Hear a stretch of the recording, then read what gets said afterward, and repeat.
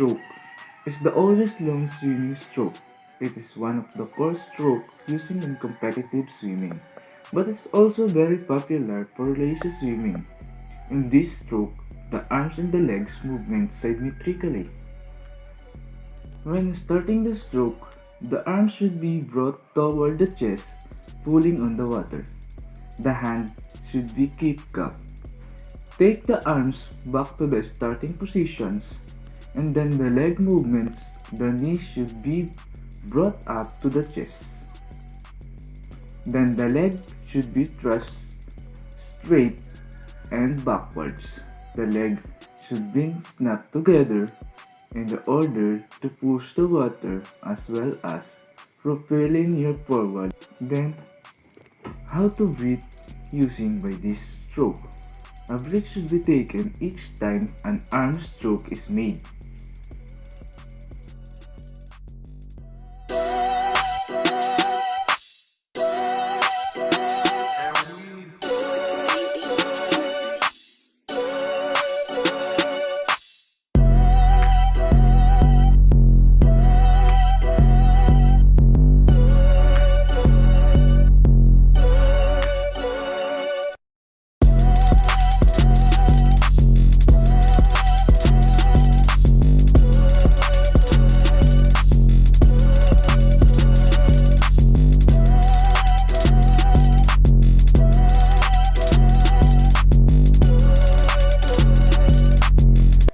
So next is butterfly stroke, and the variations of breaststroke known as butterfly.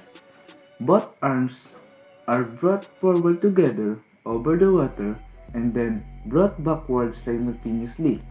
The movement of the arms is continuous and is accompanied by undulating movements of the hips.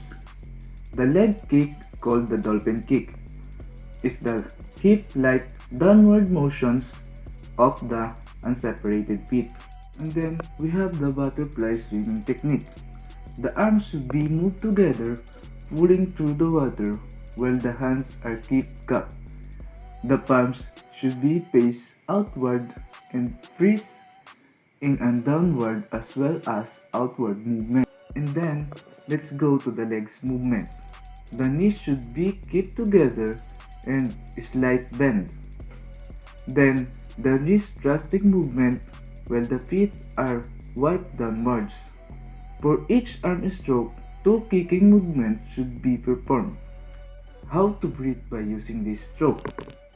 A breath should be taken at the culminations of each stroke of the arms.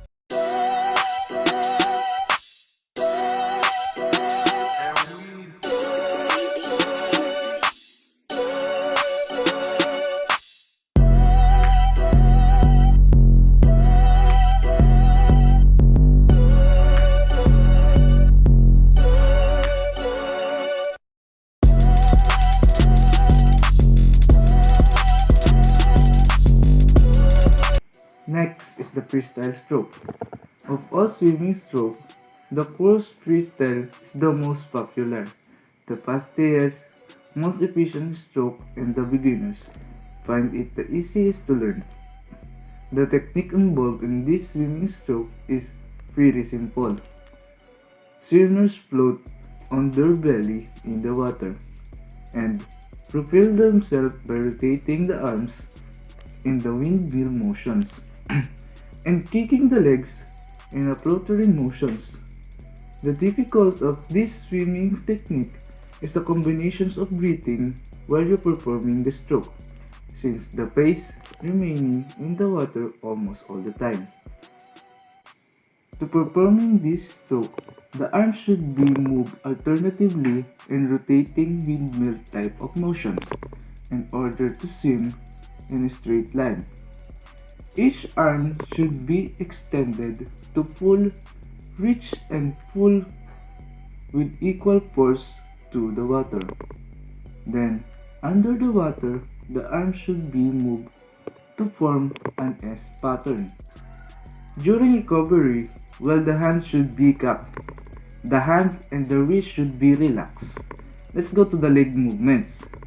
The legs are kicked alternatively in fluttering motions. The knees should be bent slightly. The ankles and feet should be relaxed. For maximum propulsion, the downward kicking motion should be emphasized. And then how to breathe. The stroke is begun by raising one arm, and as the shoulder is raised, the breath should be turned to the side to take a breath.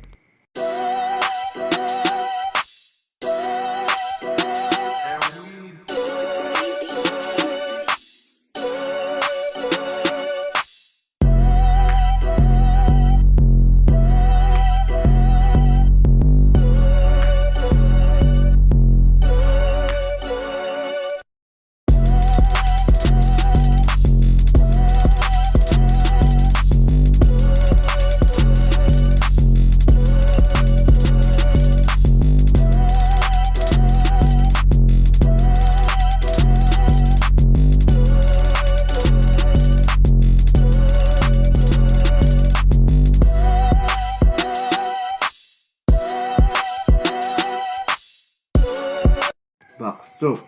It is essentially cross stroke and its reverse forms with the swimmer's head back turned to the water.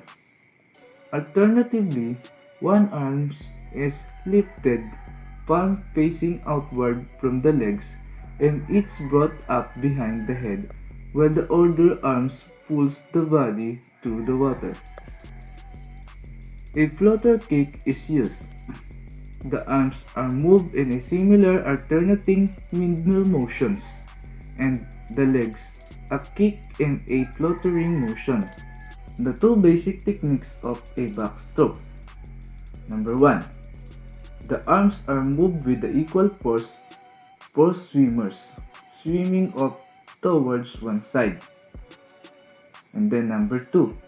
The body should be rolled from one side to another, and the arms should be extended to their utmost reach for swimmers to propel forwards. The backstroke swimming technique. Let's go to the arms. The arms should be moved alternatively in a windmill pattern of movement as they are rotated. The hands should be cupped, and when it comes off the water, the thumb should be camped out first. When under the water, the arms should be moved to form an S pattern. Let's go to the leg movements. Like the crew, the legs are kicked in the flirting motion alternatively. The knees are bent slightly. The ankles and feet should be relaxed. However, ankle and crew, for maximum propulsion, the upwards kicking motion should be emphasized. By performing this stroke, let's learn how to breathe. The head should be kept facing up. Second is, since the head is out of the water all the time, the breathing need not be as coordinations with the stroke of arms or legs compared to the other swimmer stroke. Hence, you can devise a patterns of breathing that you find most comfortable.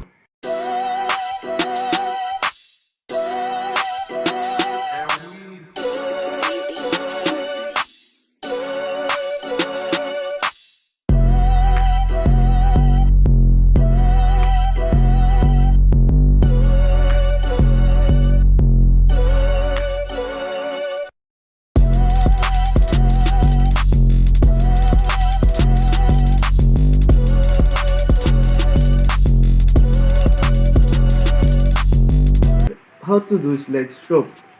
With the left ear pointing straight down, the body is positioned so that it is a parallel to the bottom of the pool. The straight arm moves towards the left shoulder as the left arms pull through the water. The knees are down up toward the chest slightly. The arms cross in the front of the chest as the top leg kicks forward and the bottom legs kicks back. The arms and legs turn to the straighting position as the body guides through the water and cycle begins again with the guidelines low.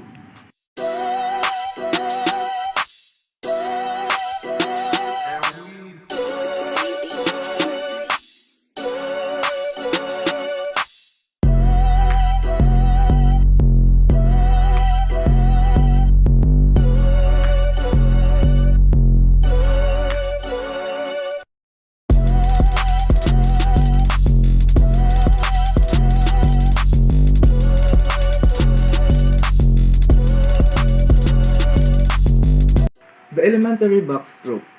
Elementary backstroke involves you drawing your knees up and out while the heels are touching. Then you should stretch out your legs to the side, thus pushing you through the water. Slightly you should bring your legs straight together in order to start the next movement. Breathing freely and being able to freely move in the water.